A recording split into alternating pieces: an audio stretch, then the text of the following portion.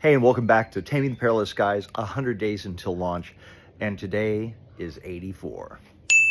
Only 84 days left until September 12th when I launch Taming the Perilous Skies. So what have I been up to? Listening to my chapters. I did not have a terribly productive day, but I did have a highlight. I met my cover designer for the first time, like in person. He lives that direction by not very far. And so that was really, really cool. So this week, the third week, is about craft. We kicked it off with Nancy Crest. What a delight. So we're going to pace through different topics. We did POV yesterday. We'll do character, we'll do plot, we'll do world building, concept. But today I'd like to talk about character. And this one's going to be short because it's frankly my worst skill. And I feel strong on concept. I feel good on progression of plot, what gets unveiled at the right time. Thank you, Dan Brown, for teaching me a lot about that. If somebody were to ever someday call me the Dan Brown of sci-fi, I will have made it.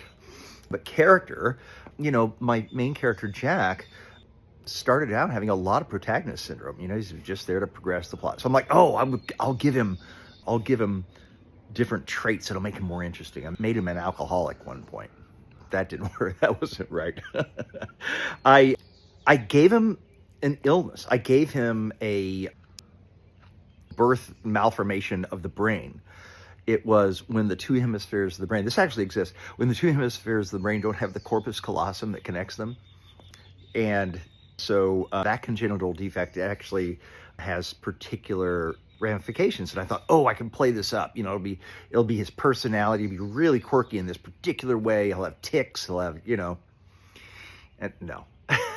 It was because I wasn't good at character that I did those things, trying to make up for it. And so as I wrote more and more, I got better at character, and bit parts became pretty easy. So smaller characters like Hadass or Lucy Batchelor or Bunsen or some of these, they became a lot more sort of vivid and interesting and sometimes quirky. I like writing quirky. Brian Medlock was never a problem. I know him. I've got him down in more ways than one.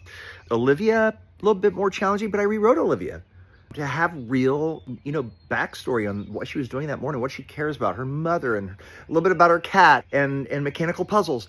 And so made that come alive a little bit more.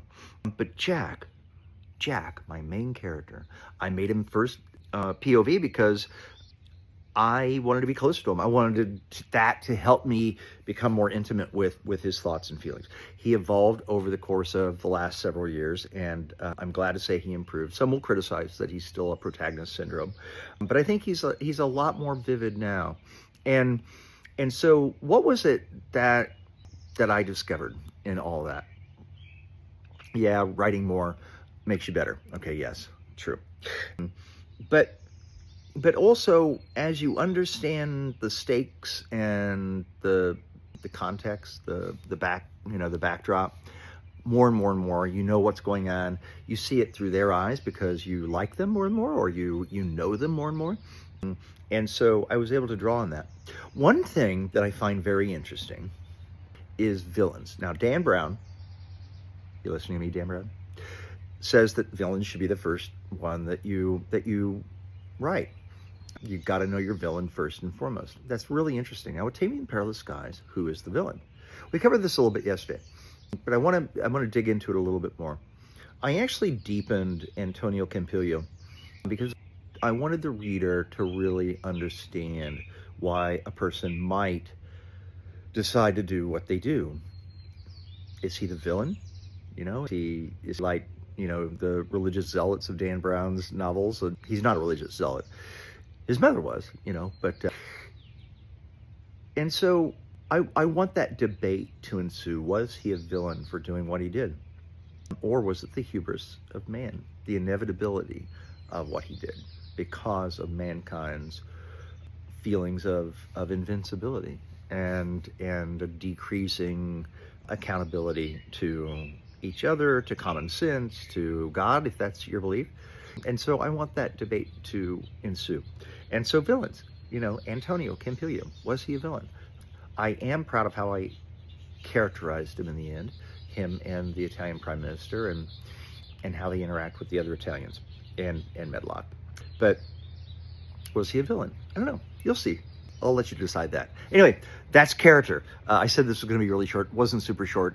I'm going to get better at it over time. I hope, though, that you'll find that I have lived up to Nancy Kress's expectation that characterization cannot be bad. It cannot be bad. It's got to be serviceable. It's got to be believable. It's got to be defensible. And those characters have to come alive to be able to have the reader really find themselves in story, lost in story. I hope you'll find that. So how do you characterize things? What's character for you mean? How have you improved that over the course of your writing? Let me know. And tomorrow will be day 83. Yikes!